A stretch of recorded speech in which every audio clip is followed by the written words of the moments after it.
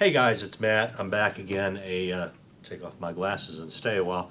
A local guy brought me this espresso machine to fix.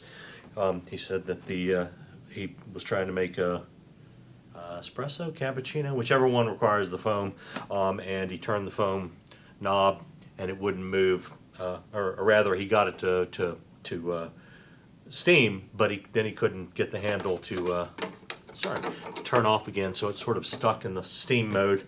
So he asked me if I could fix it, and it's an emergency apparently, because of course it is. So let's take this sucker apart. I'm going to go grab some tools, and we're going to see if we can get the steam valve unstuck. Anyway, this comes off the lid. There's the water trough is in here. This comes out, and then it looks like there's 4 screws on top that we have to take out. And then I believe I'm going to use this as my little handy storage compartment thingy there. Pull this off, and it looks like a pretty simple mechanism in here. I think this is our boiler, and here's our steam valve. Hopefully you can see that there, and this attaches on the stem. So what I'm going to do is go grab some, I don't know, it looks like some wrenches, and we should be able to remove this. I went and grabbed a bunch of different, ooh, that's noisy, bunch of different sizes, and it looks like the biggest one I have is a 18, so it'll fit on some, but not most of these. You know, these might be standard and not metric. In any case, it doesn't matter because I went and grabbed this, and it'll fit on anything. So I'm going to start by removing the pipe from the back of this. Whoop. It's on there nice and tight, and it looks like it's likely a compression fitting. It is unplugged, by the way. I don't know if I mentioned that. I haven't plugged it in because the guy told me that if I turn it on with this valve open, basically what's going to happen is water is going to go everywhere. And then we're going to remove this one right here, which is a slightly different size, a little smaller. And I'm going to try and get this out without removing the steam wand. It doesn't matter as far as what I'm trying to do here, whether I remove it or not. I don't think it may. I've never worked on one of these before.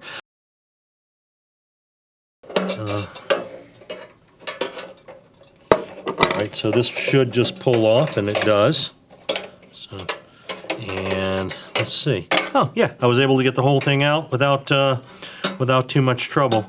And I didn't have to take this off. If I did, it looks like this would unbolt. So I grabbed a pair of vice grips too, because there's some big nuts and bolts on this sucker. Anyway, I'm gonna take, this is two pieces right here. I'm gonna grab this with my pliers. Don't go too tight, you don't want to mar it up. And then, you know what, actually I'm gonna go ahead and remove this completely just to get it out of my way. Put it over in my parts bin, and then we're gonna grab this. It looks like, oh no, nobody's been in here before.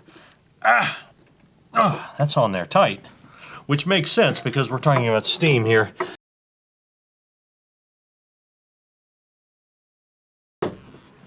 So this was on there so tight that I actually ended up using this big wrench to get it apart. Connected this to or clamped this in the vise, but anyway, now we'll take it apart. So it's got a little brass seal right there, and here's the 2 halves of it. I'm gonna also on there nice and tight. So this sucker is good and frozen in there. I may. Let me just see if I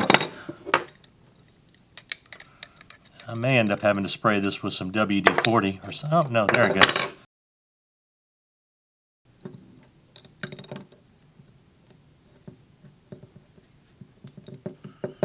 Take this out.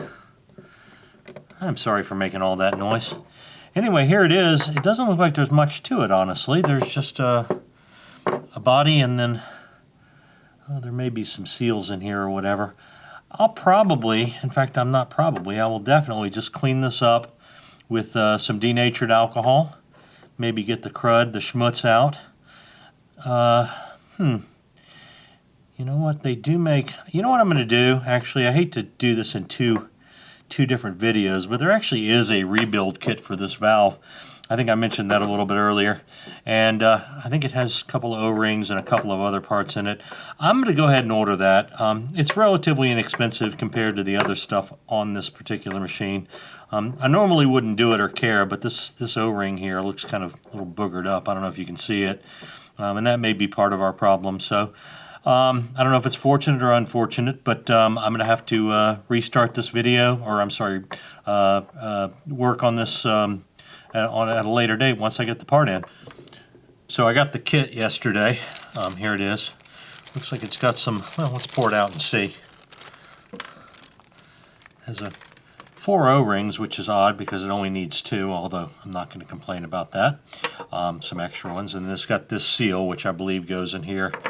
It's got the brass seal, which goes around here. And a little grease to grease everything up to make sure it works okay.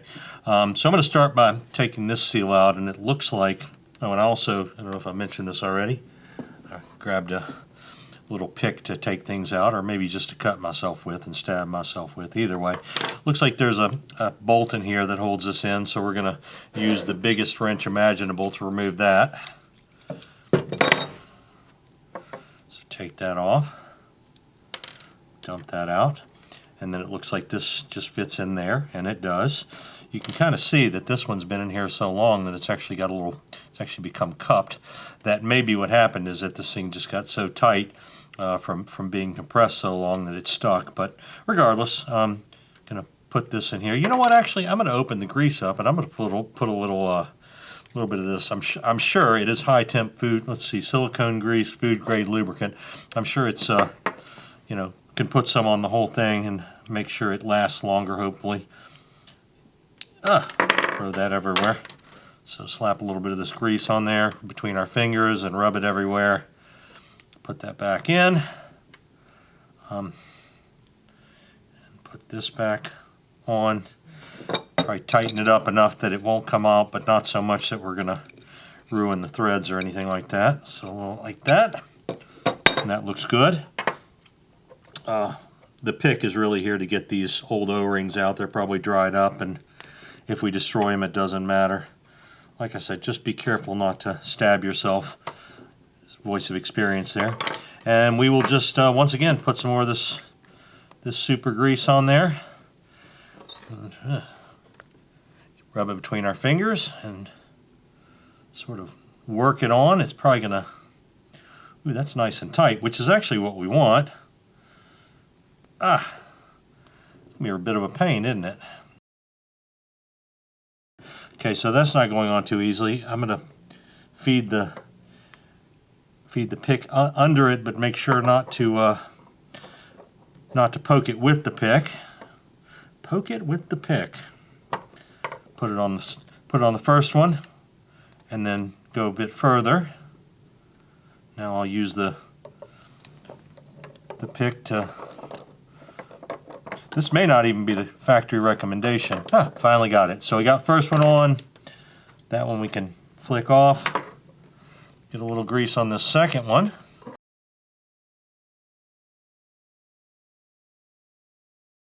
And I'm also going to spread a little bit of grease on the threads just to make sure that they don't seize up. These are the threads that actually, when you turn the knob, that actually force everything in. So they sent us a new brass O-ring, so I'm going to remove the old one. O-ring, whatever you want to call it, seal. So I'm going to put this new ring on there, and I'm going to put this, screw this back down into here. Get it, and this is actually seating the O-rings. I'm going to use this to turn this as well.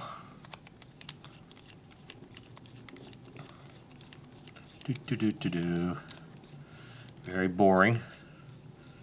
So now we got it, I think, all the way out.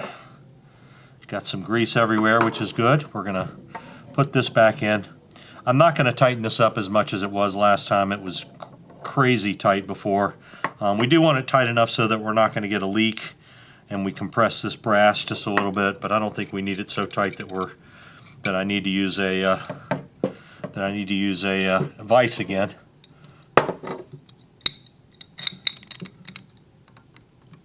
So just you know, pretty tight. I apologize if this is off camera.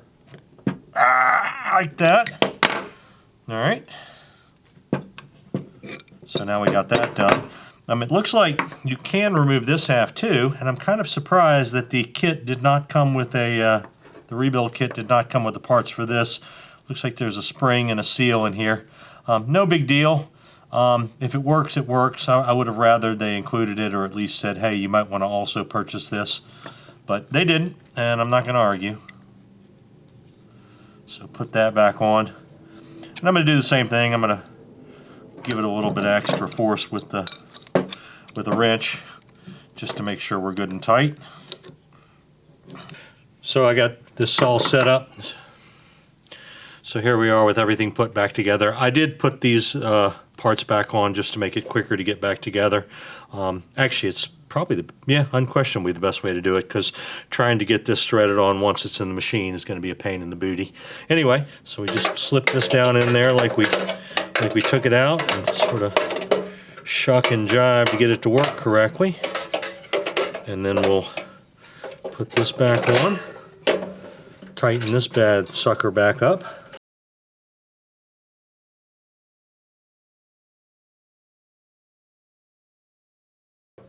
That won't fit. So, and that's kind of it. Well, that's not it, actually. I take that back. We still have to put this on.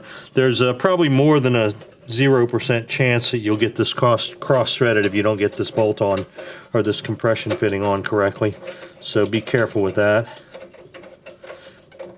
There's a tendency, because this is brass, you're gonna, you run the risk of cross-threading, and if you get things cross-threaded, particularly with something like brass, which is a pretty soft metal, you run the risk of, do I have that cross-threaded? I may already have it cross-threaded, so I'm going to back it out. And once again, if you can't get it started with your fingers and get it pretty far on, there's a real good possibility you got it cross-threaded. And your instinct is, of course, to grab it with a wrench and hoss on it, as my brother might have said, but the truth is you're going to end up cross-threading everything, and that won't be good at all. So I got it pretty far on. Going to get it as far as I can with my fingers. And will the 18 fit on this, or is it bigger than that? No, the 18 will fit. So we're going to tighten that. Once again, tight, but not so tight that you strip the bolt, the nut out. That would be bad. The compression fitting out. So I think we got it on pretty good. We can go ahead and feed the tubes through and put the 4 screws back in, and then we'll test it out. So I have everything put back together. The top is back on it. I put water in the tank. You got to have that in there, of course. The knob is now working, or I guess you could say the valve is working. This is still a little loose, and that may be part of it. Or the guy may end up, I did tighten the spring up a little bit with a better pair of pliers. This may be the way it's supposed to work, or maybe the whole handle knob needs to be replaced, or maybe just the spring. The guy can take care of that. As far as I'm concerned, it's working, and that's the most important thing. So, and this is turning freely now, which, if you remember, was the original problem, was that this wasn't turning, this was frozen. So I'm going to close this up, and we'll turn the power on. And then we have to turn the brew on for a second to get some water into the system. So this is going to make a little noise and come out the front. So once we have water coming out, we know that it's what's the word I'm looking for, is now filled with water. The chamber is filled with water, the heating chamber. So I'm going to turn this on, and then once this light goes off, we will know that the heater has heated the water up to hot enough to where it needs to go. I'm going to leave this on and sort of walk around front here and watch with you guys. I'm going to fast forward over most of this, because you don't need to see water boil.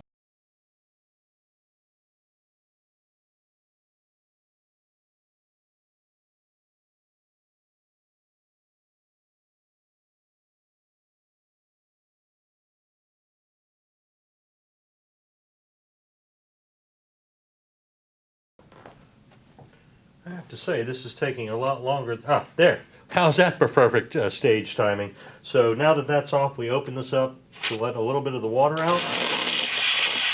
And now we're getting perfect steam. Now steam. And we can turn it off. Everything seems to work. So I think we have a winner here. I think we're fixed. And I'll return this thing to the guy. Hope you enjoyed that. Please like, please subscribe. I don't know if I'm in camera shot now. And thanks for watching.